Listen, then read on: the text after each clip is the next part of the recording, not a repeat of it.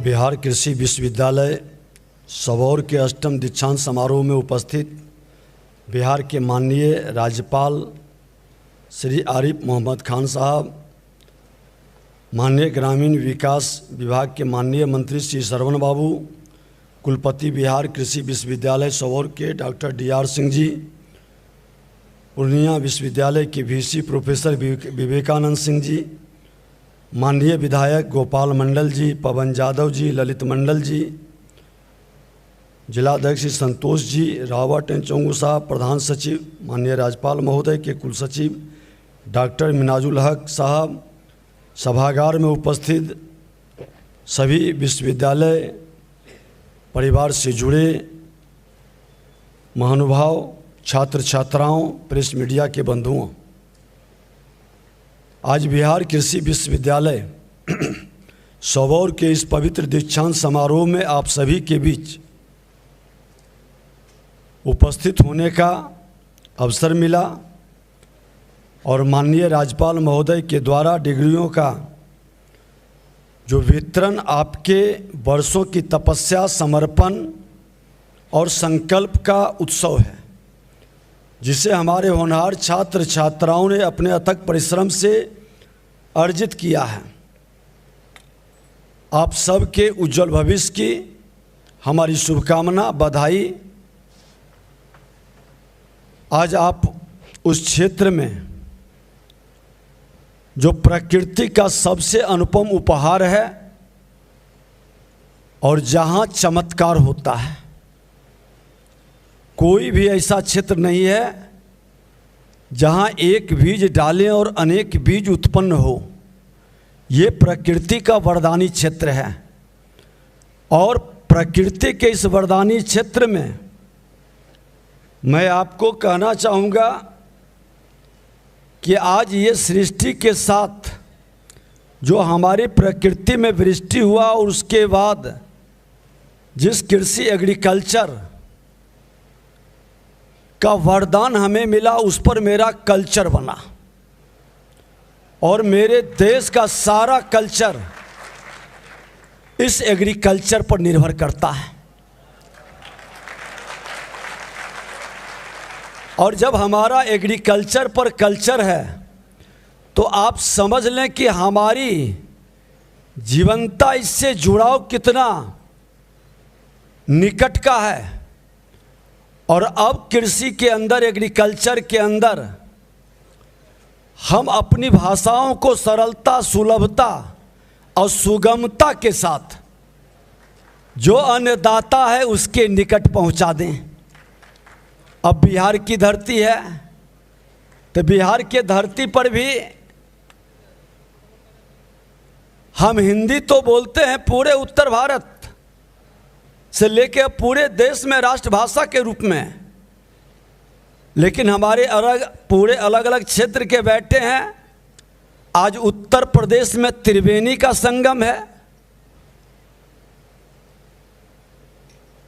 वज्र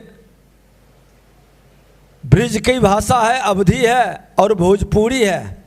तो बिहार में मगध साम्राज्य जिस आज भागलपुर की धरती पर बैठे हैं, इसका महाभारत काल में मगध साम्राज्य के रूप से ही जाना जाता था।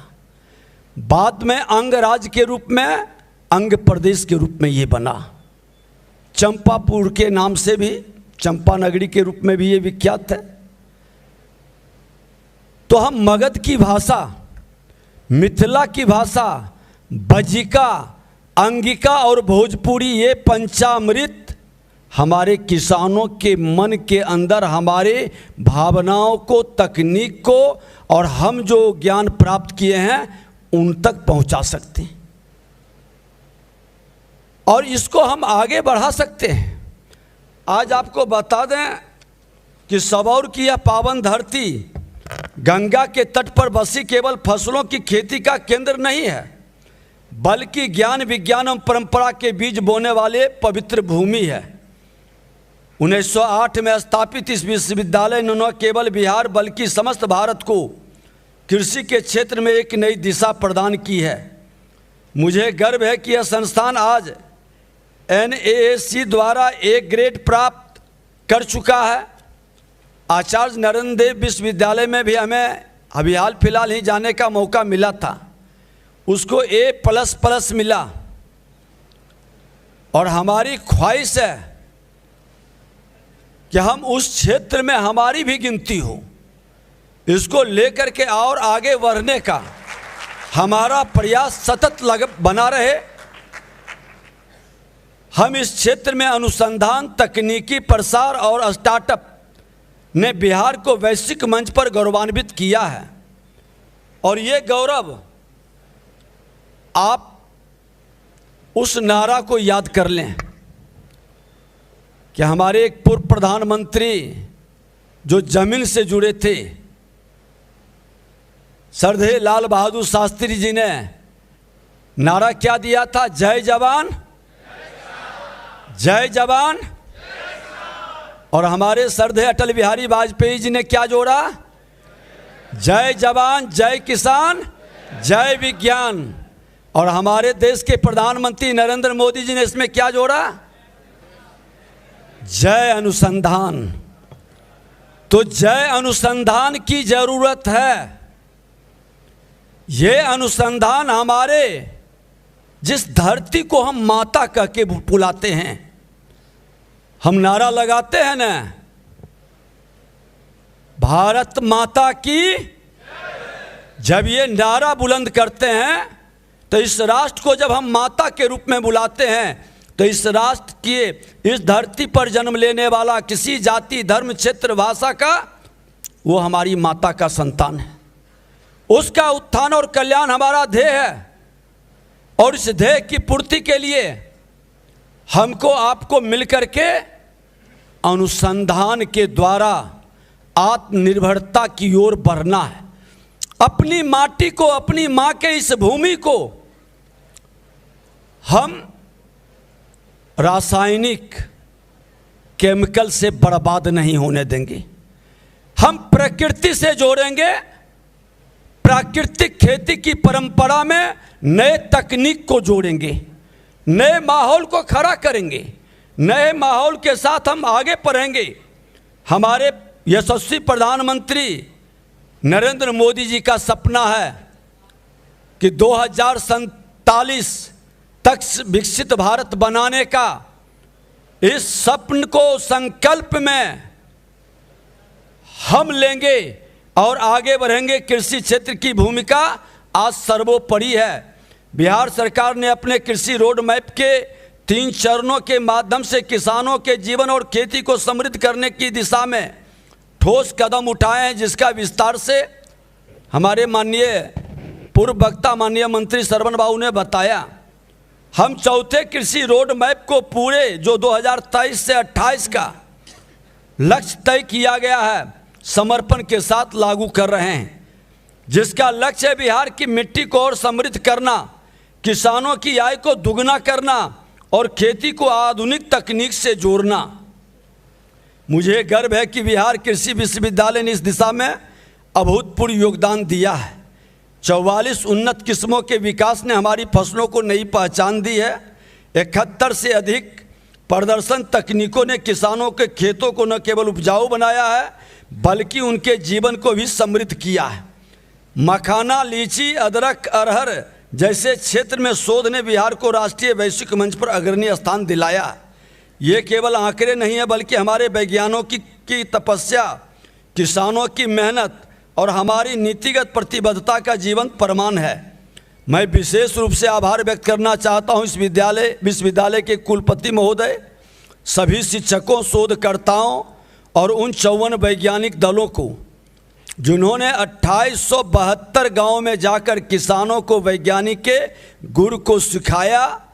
विज्ञान हमारा खेत तक पहुंचा, लोगों के निकटता को लाया, भाषाई संवाद को और सरलता सुलभता के साथ उन तक ले जाने की जरूरत है।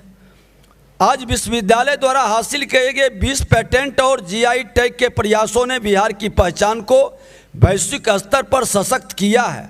आप सभी को मेरी हार्दिक बधाई और शुभकामना। आप इस ओर आगे बढ़ें। आज तक एक डिग्री प्राप्त कर रहे हैं जो न केवल अपने ज्ञान का प्रमाण है बल्कि समाज और किसानों के प्रति आपके कर्तव्य का प्रतीक भी है। यह डिग्री आपको केवल एक उपाधि नहीं देती है बल्कि यह आपको उस डिग्री से जोड़ती है जो इस देश की आत्मा है, और इस आत्मा को हम लोग अपने भावी पीढ़ी के लिए उपहार बना दें। हमारी मेहनत, त्याग, तपस्या, हमारे नौजवान किसान, आज हम किसान कल्याण संवाद भी करेंगे भागलपुर की धरती पर, और युवा किसान को सम्मान भी करेंगे।